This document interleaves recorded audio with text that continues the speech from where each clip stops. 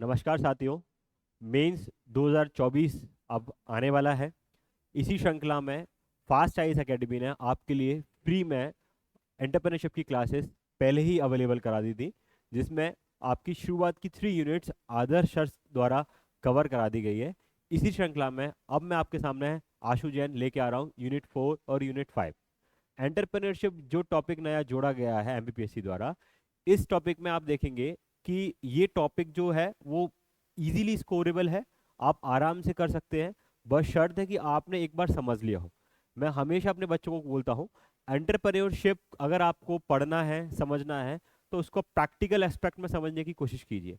जितना आप प्रैक्टिकल समझेंगे कि एक छोटी सी दुकान, गुप्ता जी की दुकान किस तरीके से चलती है, और एक आपका बड़ा कॉम्प्लेक्स, या आप बोलें कि डी मार्ट हो गया या बिग बाजार तो नहीं है अब, लेकिन दूसरे जितने भी हैं वो किस तरीके से ऑपरेट करते हैं, दूसरे बिजनेसेस कैसे ऑपरेट करते हैं, कैसे वो इनोवेशन कर रहे हैं, टेक्नोलॉजी का इम्प्लीमेंटेशन कर रहे हैं, ह्यूमन रिसोर्स का मैनेजमेंट करना, अपने इंपोर्ट एक्सपोर्ट्स का मैनेजमेंट करना, अपने किस तरीके से रिसोर्सेज का मैनेजमेंट कर रहे हैं। This is all about entrepreneurship. Entrepreneur वही एक अच्छा है जो हर लेवल पे क्या कर रहा है, इन सारी चीज़ों को बहुत अच्छे से मैनेज कर रहा है, साथ ही साथ बिजनेस को प्रॉफिटेबल कर रहा है। मेन एक हमेशा एक एंटरप्रेन्योर का होता है प्रॉफिट बनाना। साथ ही साथ अपने जिस समाज से वो आ रहा है, अगर वो समाज को कुछ दे पा रहा है, वो दे रहा है, तो वो एक सोशल एंटरप्रेन्योर भी कहलाने लगता है। तो इसी श्रृंखला में हम यूनिट 4 चालू कर रहे हैं। जो हमारी यूनिट 4 है, हम उसको देखेंगे कि एंटरप्रेन्योरशिप एंड पर्सनालिटी डेवलपमेंट। ये हमारा पूरा ओवरऑल 150 नंबर का एग्जाम है। और बच्चों, मैं सच बोल रहा हूँ, ये एग्जाम में पूरी यूनिट जो है बहुत इजी है। बस शर्त है, आप कुछ चीज़ें इसमें रटने की हैं, कुछ चीज़ें समझने की हैं। जो रटने की चीज़ है वो आपको 2 नंबर के आंसर में लिखनी है। 7 नंबर वाले आंसर और 10 नंबर वाले आंसर में अगर आपकी कॉन्सेप्चुअल क्लैरिटी है, कौन से ऑथर ने, थिंकर ने, या जितने भी प्रोफेसर रहे हैं जिन्होंने इसमें एंटरप्रेन्योरशिप ने अपना कंट्रीब्यूशन किया है, उनकी डेफिनेशन, उनकी फिलॉसफी अगर आपने याद कर ली है, तो ये बात बिल्कुल आप मान के चलिए कि यहाँ आप बहुत सारे नंबर लेके आ सकते हैं। मैक्सिमम स्कोर आप कर सकते हैं इस एग्जाम के अंदर में। चलिए, तो शुरू करते हैं अपन। यूनिट 4 है हमारी ओवरऑल पर्सनालिटी डेवलपमेंट, जो एमपीपीएससी ने हेडिंग दी है इसमें ओवरऑल पर्सनालिटी डेवलपमेंट, जिसमें आपका फर्स्ट चैप्टर इसके अंदर में है। हम वो देखेंगे कि ओवरऑल पर्सनालिटी डेवलपमेंट में हमें क्या क्या कवर करना है। जब पर्सनालिटी डेवलपमेंट की बात आती है, आपसे क्यों पढ़ाया जा रहा है ये, कि कल को जब आपकी पर्सनालिटी ग्रो करेगी, ग्रूम करेगी, तो आप उस तरीके से डिसीजन ले सकें। कल को जब अधिकारी बनेंगे तो आपकी पर्सनालिटी इस तरीके की हो कि आपको समस्या नहीं आए, आप कभी दबाव में ना आ सके, उस तरीके से आप ये सारी चीज़ें पढ़ रहे हैं। तो जब आप पढ़े तो प्रैक्टिकल एक्सपेक्ट में आप कहाँ इस्तेमाल करने वाले हैं इस चीज़ को, वो भी आप अपने ध्यान में रखते हुए इन सारी चीज़ों को करें। तो बेटर होगा कि हम सिर्फ रटे ना, रटने के साथ साथ उस चीज़ों को समझें कि ये जब हमारे सिलेबस में है तो हमें कैसे इस चीज़ को पढ़ना है, क्या आगे इसके तरीके से इसका इम्प्लीमेंटेशन करना है। चलिए, holistic personality and national development. तो सबसे पहले किसी की कैसे होलिस्टिक पर्सनालिटी होती है वो देखना पड़ेगा। सारी चीजें आपको इसके अंदर में देखनी पड़ेंगी कि होलिस्टिक पर्सनालिटी हमारी कैसे हो रही है, क्या क्या चीज़ें करना पड़ेगी हमारा। उसमें आपकी हेल्थ भी आती है, एजुकेशन भी आती है, आपका सारी चीज़ें स्कूल से लेके आपके अटायर से लेके everything comes between holistic personality. आपका बोलने का तरीका, बैठने का तरीका, ग्रीटिंग करने का तरीका, आप किस तरीके से किसी को मैसेज कन्वे कर रहे हैं, वो सारी चीज़ें आपके पर्सनालिटी डेवलपमेंट में आना चाहिए। ठीक है, तो ये सारी चीज़ें हम इसमें देखने वाले हैं। चलिए, फर्स्ट होलिस्टिक पर्सनालिटी। नेक्स्ट है नेशनल डेवलपमेंट। नेशनल डेवलपमेंट में इसी के साथ एक टॉपिक जुड़ा हुआ है, नेशनल डेवलपमेंट। तो पर्सनालिटी जब इंडिविजुअल से मिलके कलेक्टिवली, बहुत सारे इंडिविजुअल्स की कलेक्टिवली पर्सनालिटी अच्छी होगी, तो उसके द्वारा नेशनल डेवलपमेंट भी होता है। नेशनल डेवलपमेंट में आपकी पर्सनालिटी कहाँ कहाँ काम आती है, वो सारी चीज़ें भी हम देखेंगे। Various components of personality development, अभी हमने डिस्कशन किया कि कौन कौन से वेरियस कंपोनेंट्स रहते हैं अलग अलग स्टेज ऑफ एज में। जब जब स्टेज, जैसे आप शुरुआत में चाइल्डहुड में है, चाइल्डहुड में भी, फिर उसके बाद अडल्टहुड, अडल्टहुड के बाद आपका नेक्स्ट आएगा सिटीजन बनेंगे, सीनियर सिटीजन हो जाते हैं हम। तो अलग अलग टाइम पे किस तरीके से आपकी पर्सनालिटी है, अलग अलग एज पे आपके अलग अलग कंपोनेंट्स रहते हैं, वो सारी चीज़ें हम देखेंगे इसके अंदर में। फिर सक्सेस क्या है, कॉन्सेप्ट ऑफ सक्सेस क्या है। आज का एरा आप देख ही रहे हैं, सोशल मीडिया का एरा है, और आपको भर भर के बहुत सारे इन्फ्लुएंसर मिल जाएंगे, सबके अपने अकॉर्डिंग की सक्सेस है। हर एक इंसान की सक्सेस का फिनोमिना अलग हो सकता है। जरूरी नहीं है कि एक के लिए सक्सेस हो वो आपके लिए सक्सेस हो। सबका अपने अपने अचीवेबल टारगेट्स हैं, और वो इंसान जब वो टारगेट्स अचीव कर लेता है तो वो उसके लिए सक्सेस कहलाती है।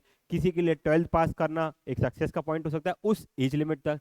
किसी को सीए बनना है, किसी को डिप्टी कलेक्टर बनना है, किसी को डीएसपी बनना है, किसी को बहुत सारा जंगल क्रिएट करना है, इन्वायरमेंट को बचाना है, तो उनके लिए क्या होगा, ज़्यादा से ज़्यादा पेड़ लगाना उनके लिए सक्सेसफुल होगा।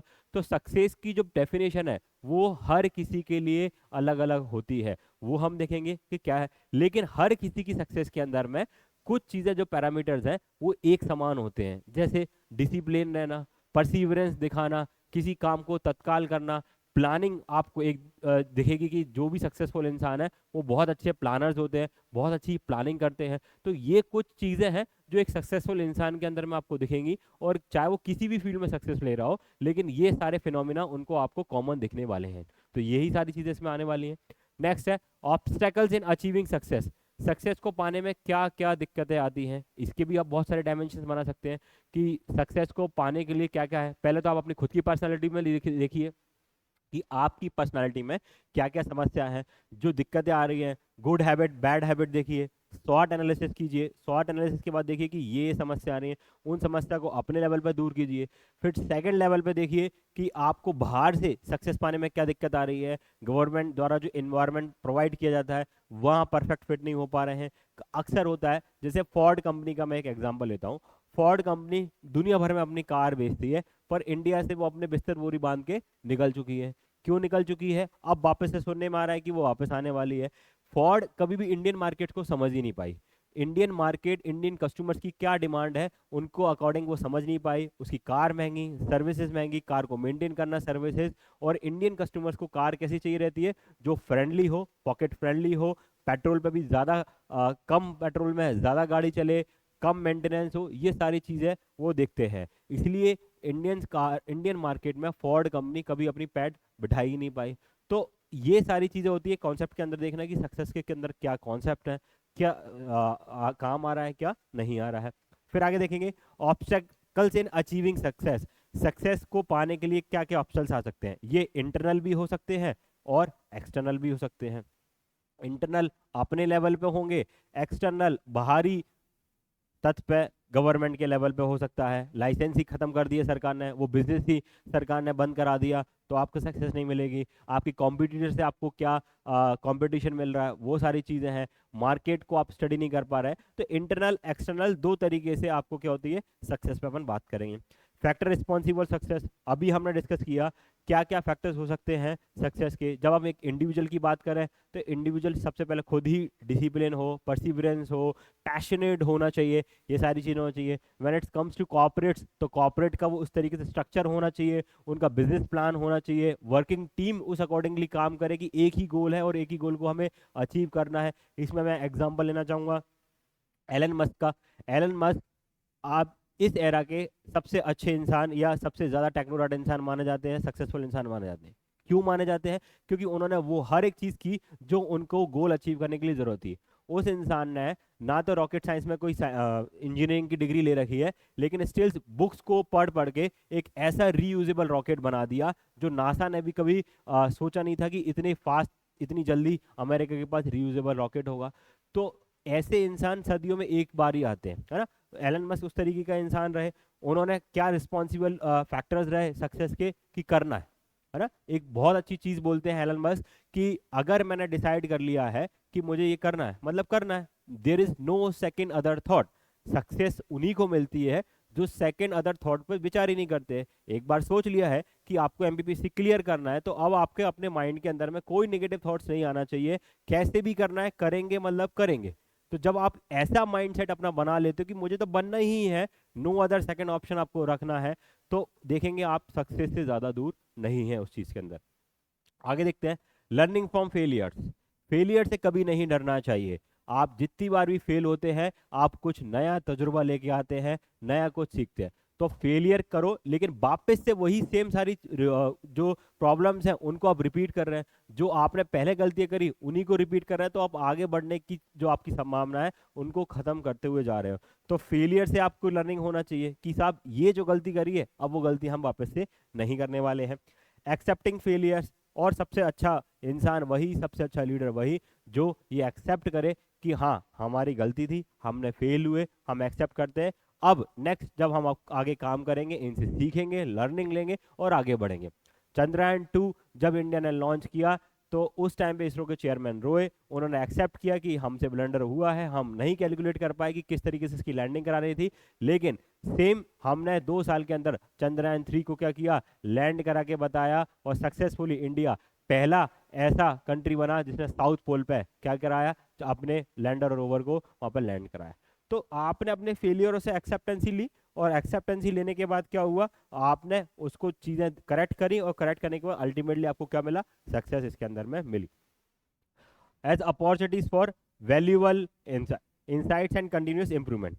इम्प्लीमेंटेशन ऑफ गवर्नमेंट स्कीम्स को इम्प्लीमेंटेशन कराने में कैसे कैसे क्या रोल रहा, implementing effective strategies to ensure successful implementation of government scheme. देखिए, जब आप कल सरकार के नुमाइंदे बन जाएंगे, आप जब सरकार के पार्ट होके काम करेंगे, तो आपको स्कीम्स का इम्प्लीमेंटेशन कराना पड़ेगा ग्राउंड लेवल पे। सरकार ने वहाँ स्कीम बनाई, और स्कीम को सक्सेसफुल होने का किस पे जिम्मेदारी है, वो है आप लोगों के ऊपर, जब कल आप भावी अधिकारी बन जाएंगे। तो जब स्कीम्स को इम्प्लीमेंटेशन आप कराते हैं, तो उसमें आप किस तरीके से अपनी पर्सनालिटी का इस्तेमाल कर रहे हैं, कैसे अपनी पर्सनालिटी को शो कर रहे हैं, बहुत सारी चीज़ें इसमें काम में आने वाली आपकी हैं। अक्सर आपने सुना होगा कि गवर्नमेंट स्कीम्स तो बहुत अच्छी बनाती है, लेकिन उसका इम्प्लीमेंटेशन पुअर होने के कारण से वो डिजायर रिजल्ट नहीं मिल पाते। हाल ही में हमने देखा कि न्यूज़पेपर में न्यूज़ थी कि माल न्यूट्रिशन पे सरकार का, मध्य प्रदेश सरकार या फिर केंद्र सरकार है, उसके द्वारा इतना ज़्यादा पैसा खर्च करने के बावजूद भी माल न्यूट्रिशन के केसेस 3% से जम कर गए हैं मध्य प्रदेश के अंदर। तो ये क्या दिखा रहा है कि सरकार हजारों करोड़ रुपए खर्च कर रहा है माल न्यूट्रिशन को खत्म करने के लिए, स्टिल हमारे यहाँ माल न्यूट्रिशन के केसेस क्या हो रहे हैं, बढ़ रहे हैं। तो ये क्या है, पुअर इम्प्लीमेंटेशन ऑफ स्कीम्स है ना। तो पुअर इम्प्लीमेंटेशन ऑफ स्कीम्स में कहीं ना कहीं रिस्पॉन्सिबिलिटी किसकी, जो अधिकारी जिनको ये रिस्पॉन्सिबिलिटी दी गई थी ग्राउंड लेवल पे इन स्कीम्स के इम्प्लीमेंटेशन करना, अच्छे रिजल्ट लेके आना, तो कहीं ना कहीं लूप होल्स है, कहीं ना कहीं गड़बड़ हुई है इन स्कीम्स को इम्प्लीमेंट करने में। इसी कारण से क्या हो रहा है, जो डिजायर रिजल्ट है वो नहीं मिल पा रहा, और जो डिजायर टारगेट है उससे कोसों दूर रियलिटी आपको देखने को मिल रही है। चलिए आगे बढ़ते हैं। Facts and view points related to following issues. Civic awareness. Civic awareness से फैक्ट्स व्यू पॉइंट्स क्या होती है सिविक अवेयरनेस। आप अपने, जैसे इंदौर की बात करते हैं, इंदौर 7 बार से स्वच्छता में पहले नंबर पे आ रहा है। तो यहाँ के जो नागरिक हैं, इनकी सिविक अवेयरनेस क्या है कि भाई रोडों पे कचरा मत फेंको, कचरे के डस्टबिन में ही कचरा डालना है, गीला सूखा बायो जो कचरा है 3 लेवल पे अलग हो रहा है हमारे यहाँ पर, ठीक है। टॉयलेट्स हमारी क्लीन रहती हैं, जो पब्लिक टॉयलेट्स हैं वो क्लीन रहने लगी हैं, सारी चीज़ हो रही है। तो सिविक अवेयरनेस जब हर एक जनता में आती है, तो उससे क्या होता है, चीज़ें आसान होती है। देखिए, हर चीज़ सरकार के भरोसे नहीं छोड़ी जा सकती। सरकार ही सब करेगी, पैसा लगाएगी, रोड भी क्लीन कराएगी, आपकी क्लीनिंग कराएगी, ऐसा नहीं होगा। जब तक पब्लिक पार्टिसिपेशन नहीं होता है, तब तक उस चीज़ का डिजायर्ड सक्सेसफुल रिजल्ट नहीं मिलते हैं। इंदौर ने साबित करके बताया है कि जब आम जनता सरकार के साथ हो, सरकार जनता साथ में काम करती है, तो रिजल्ट बहुत ही खूबसूरत आते हैं, और लगातार खूबसूरत रिजल्ट आते रहते हैं। ये हमने इंदौर के अंदर देखा। साथ ही साथ सिविक सेंस और क्या होते हैं, जिस तरीके से आप अपने टैक्सेस को टाइम पे जमा करें, टैक्सेस का चोरी ना करें, आपका वोट देना एक फंडामेंटल राइट है, वो आप दें। सिविक सेंस आप में होना चाहिए कि हमें हमारी चुनी हुई सरकार चाहिए, ठीक है। ट्रैफिक रूल्स को ओबे करें, ये एक हमारा सिविक सेंस होता है, ना कि कोई भी नहीं है तो सिग्नल को जंप करके हम जा रहे हैं। ये सारी चीज़ें क्या होती है, सिविक सेंस की होती है, और ये आपको कोई सिखाता नहीं है, ये आपको सीख के ही खुद से आती है। तो ये भी सारी चीज़ें होना चाहिए आपके में। इसके बाद आप देखेंगे loyalty to the institution. Institutions में लॉयल्टी जब एक इंसान की होती है, तो आप देखोगे कि वो इंस्टीट्यूशन भी ग्रो करता है, वो इंसान भी ग्रो करता है। तो हमेशा आपको, चाहे वो डेमोग्राफिक इंस्टीट्यूशन हो, चाहे कोई भी हो, डेमोक्रेसी एज ए इंस्टीट्यूशन में आप बिलीव आपका जब होगा, तभी देश का होगा कानून की सहायता से चल पाएगा। जिस दिन जिस किसी पर्टिकुलर देश के, वहाँ के राजाओं के, वहाँ के शासक के या वहाँ के नागरिकों के उस संविधान में, वहाँ के कानून से विश्वास उठ जाता है, तो आप देखेंगे कि डिसलॉयल्टी आ जाती है इंस्टीट्यूशन के प्रति। तो लॉयल्टी से क्या होता है, सब लोग ग्रो करते हैं। क्या क्या फैक्टर्स हैं लॉयल्टी के, क्या क्या पैरामीटर्स हैं, ये हम इस सारे चैप्टर में कवर करने वाले हैं। वोटर अवेयरनेस प्रोग्राम हम जनरली ये प्रीलिम्स में भी पढ़ते हैं, मेंस पॉलिटी में भी आप देखते हो कि वोटर अवेयरनेस कैंपेन कई बार election commission of India, state election commission, Madhya Pradesh election commission है, वो चलाती है, जिससे ज़्यादा से ज़्यादा प्रचार प्रसार हो कैंडिडेट्स के बारे में, इलेक्शन के बारे में। हम टीवी पे ऐड देखते हैं, सोशल मीडिया पे ऐड देखते हैं, जिसके कारण से क्या हो, जो वोटर टर्नआउट रेशियो है, ज़्यादा से ज़्यादा वोटर क्या हो सकें, वोट डालें और डेमोक्रेसी को क्या कर सकें, सक्सेसफुल बना सके, उसके लिए ये सारी चीज़ें हैं। तो वोटर अवेयरनेस कैंपेन प्रोग्राम देखेंगे, पर्टिकुलर कोई कैंपेन चल रहा है उनको लिखेंगे। 2 नंबर में कैंपेन आपसे सीधे पूछ सकते हैं, पोर्टल्स यहाँ पर पूछ सकते हैं, जो पोर्टल्स हैं वोटर अवेयरनेस के लिए, पोर्टल जो चल रहे हैं, सी विजिल ऐप एक करके है, और भी बहुत सारी ऐप हैं, आप शिकायतें कर सकते हैं डायरेक्टली इलेक्शन कमीशन को, वगैरह वगैरह। ठीक है, चलिए आगे। Traffic management, drug addiction. Drug addiction एक बड़ी ही समस्या बनती जा रही है इंडिया के अंदर में, ये भी यहाँ पर है। हमारे यहाँ पर पूरे वर्ल्ड में सबसे ज़्यादा यंग पॉपुलेशन है, और यंग पॉपुलेशन को बर्बाद कर रहा है ड्रग एडिक्शन। रिसेंटली हमने सुना भी है, कांदार पोर्ट पे एक बहुत बड़ी 30,000 करोड़ की खेप पकड़ी गई, जो ईरान से ड्रग्स आ रहे थे। और हर छोटे जिले, छोटे गाँव में भी आज आप देख रहे हैं कि जो चरस है, गांजा है, ये इजीली अवेलेबल हो जाती है। तो इसके कारण से क्या हो रहा है, यूथ हमारा बर्बाद हो रहा है, ह्यूमन रिसोर्स हमारा, ह्यूमन कैपिटल नहीं बन पा रहा है, और अल्टीमेटली नुकसान किसका, देश का नुकसान है। तो देश का अगर युवा ही देश के ऊपर बोझ बन जाए ड्रग्स के कारण से या ऐसी कुछ एक्टिविटीज के कारण से, तो देश के लिए सबसे घातक, उससे ज़्यादा घातक कुछ नहीं हो सकता है। तो हम ड्रग्स एडिक्शन देखेंगे, इसको रोकने के लिए क्या है, फूड अडल्ट्रेशन एक बहुत बड़ी समस्या फूड अडल्ट्रेशन की चल रही है। हाल ही में देखा गया है कि जो मुरैना है वो बहुत फेमस है इस चीज़ के लिए कि वहाँ अडल्ट्रेशन सबसे ज़्यादा, दूध में, दही में, है ना, पनीर में, खोए में, ये सारी चीज़ों में अडल्ट्रेशन बहुत ज़्यादा लेवल पे पकड़ाया जाता है मुरैना में। और हाल ही में एक अभी दैनिक भास्कर के पेपर ने कवर किया था कि वहाँ सरसों में भी वो मिक्सिंग कर रहे हैं। जो सरसों है, सरसों की हांडी कहा जाता है आपके मुरैना के क्षेत्र को, चंबल के क्षेत्र को, उसमें भी वो लोग क्या कर रहे हैं, सीमेंट की सरसों मिला मिला के डाल रहे हैं। 5% सरसों उसमें ऐसी पकड़ी गई है जो सीमेंट की सरसों है, जब उसकी टेस्टिंग की गई तो पानी के अंदर वो घुल गई। तो बहुत सारे जो मर्चेंट्स हैं उनको कंपनीज ने बैन कर दिया है कि वो क्या कर रहे हैं, सरसों के अंदर सीमेंट की सरसों मिला रहे हैं। तो ये क्या हो गया, अल्ट्रेशन हो गया, सॉरी। फिर आप देखेंगे नाइट कल्चर, यूथ पॉपुलेशन है वेस्टर्न कल्चर को अडॉप्ट कर रही है, इसके कारण से क्या होता जा रहा है, नाइट कल्चर बढ़ता जा रहा है हमारे यहाँ। नाइट में पार्टीज करना, नाइट में काम करना, जरूरी नहीं पार्टीज के लिए ही नाइट कल्चर बढ़ रहा है, काम के लिए भी बढ़ता जा रहा है। अब आप देखेंगे पिछले 10 साल के कंपैरिजन में 24/7 शॉप्स जो है वो बहुत ज़्यादा ओपन रहने लगी हैं हर सिटीज़ के अंदर में। ऑल्दो सरकार की इसमें बहुत बड़ी भूमिका होती है, सरकार जब परमिशन देती है तभी होता है। नाइट कल्चर के आने से क्या क्या प्रभाव पड़ने वाले हैं, पॉजिटिव प्रभाव हम इसके देखेंगे, नेगेटिव प्रभाव इसके इम्पैक्ट्स क्या होने वाले हैं वो भी सारी चीज़ें देखेंगे। पॉजिटिव इम्पैक्ट्स की जब आप बात करते हैं तो इकोनॉमी 24/7 खुली हुई है, ज़्यादा टाइम मतलब ज़्यादा बिजनेस मतलब ज़्यादा प्रॉफिट, और ज़्यादा प्रॉफिट मतलब सरकार को ज़्यादा टैक्स का कलेक्शन भी इसके अंदर होगा। एम्प्लॉयमेंट जनरेशन ज़्यादा होगी, अब सुबह नहीं है शाम को भी स्टाफ चाहिए, तो शाम को लिए एम्प्लॉयमेंट क्रिएट होने वाला है, नाइट के टाइम पे जो एम्प्लॉयज़ लगने वाले हैं। इसके साथ साथ जब आप नेगेटिव में देखोगे तो नेगेटिव में भी बहुत सारी चीज़ें हैं।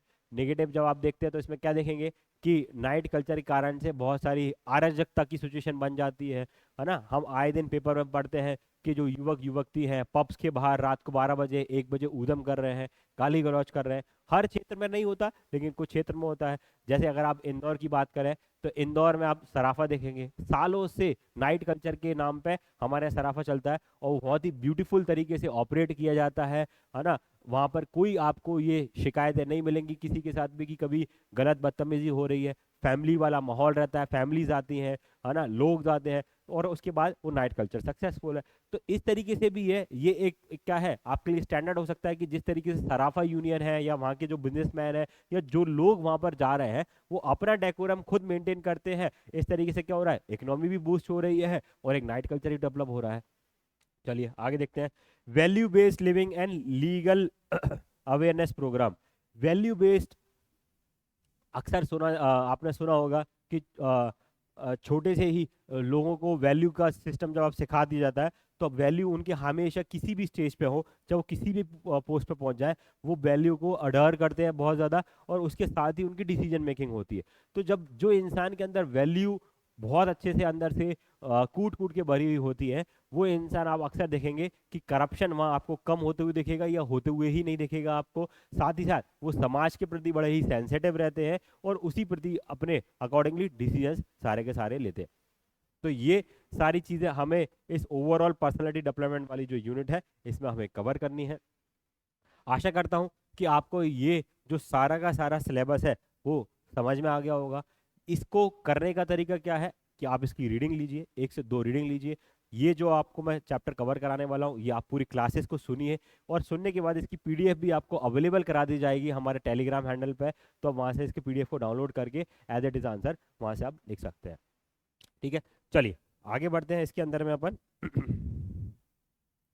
ठीक है, तो सबसे पहले हम देखेंगे अमेरिकन जो साइकोलॉजिकल एसोसिएशन है वो एंटरप्रेन्योरशिप को कैसे डिफाइन करती है। Defines personality as the enduring characters and behaviour. तो सबसे पहले हम पर्सनालिटी डेवलपमेंट की बात कर रहे हैं, तो इसमें हम जब पर्सनालिटी देखेंगे तो क्या बोल रहा है, एंड्योरिंग कैरेक्टरिस्टिक्स है, ये एक अंदर से आने वाली क्षमता है। आप टाइम टू टाइम बहुत सारे अभी आप देखेंगे इसके अंदर में कि जो प्रोफेसर्स हैं उनने अलग अलग थ्योरी दी हुई है। उन थ्योरी के अंदर में उन्होंने बोला हुआ है कि ये पर्सनालिटी खुद से आती है, कुछ बोलते हैं कि पर्सनालिटी को विद टाइम क्या किया जा सकता है, डेवलप किया जा सकता है। ये सारी चीजें अभी आपके इसके अंदर में आपको देखने को मिलेगी। Behaviour that comprises a person's unique adjustment to life including major traits, उसके कैसे कैसे ट्रेड्स रहे हैं, इंटरेस्ट कैसे रहे हैं, ड्राइव्स क्या है उसकी, वैल्यूज, सेल्फ कॉन्सेप्ट क्या है, एबिलिटीज क्या है, और इमोशनल पैटर्न्स क्या है। तो अमेरिकन साइकोलॉजिकल जो एसोसिएशन है वो इनके बेसिस पे क्या बोल रही है कि इन सब के बेसिस पे आपके पर्सनालिटी बनती है, और इस पर्सनालिटी के अकॉर्डिंग ही आपकी डिसीजन मेकिंग होती है। आप कितना अचीव करने वाले हो सक्सेस को, वो सारी की सारी चीजें आपको इसके अकॉर्डिंग ही देखने को मिलेगी। डेफिनेशन इंपॉर्टेंट है, 2 नंबर में आपके पूछी जा सकती है। एज इट इज आप क्या कर सकते हैं, इसको नोट डाउन यहाँ से कर सकते हैं। चलिए आगे बढ़ते हैं। अब बहुत सारे स्कॉलर्स हैं, उन स्कॉलर्स ने अलग अलग डेफिनेशंस दी है इन सारी की सारी चीज़ों में। तो ये जो मेन पहला क्लास था, ये पहली क्लास जो थी आपकी, वो आपको बेसिकली सिलेबस डिस्कशन कराना, पर्सनालिटी डेवलपमेंट है क्या वो कराना, हम यहाँ पर डेफिनेशन देखेंगे, और सेकंड लेक्चर से आप देखेंगे प्रॉपर क्लासेस की लग रही हैं अपनी। ठीक है, तो फिलोसफिकल व्यू क्या बोलता है, according to philosophical definition is at follows. क्या है definition, personality is another name for self knowledge. क्या बोल रहा है फिलोसफिकल कि भैया आप इसका दूसरा नाम क्या है, सेल्फ नॉलेज। आप कितना अपने आप को शिक्षित करते हैं, क्या क्या नई नई चीजें सीख रहे हैं, उन सीख के उनको कैसे अडॉप्ट कर रहे हैं, यही क्या है आपकी पर्सनालिटी है।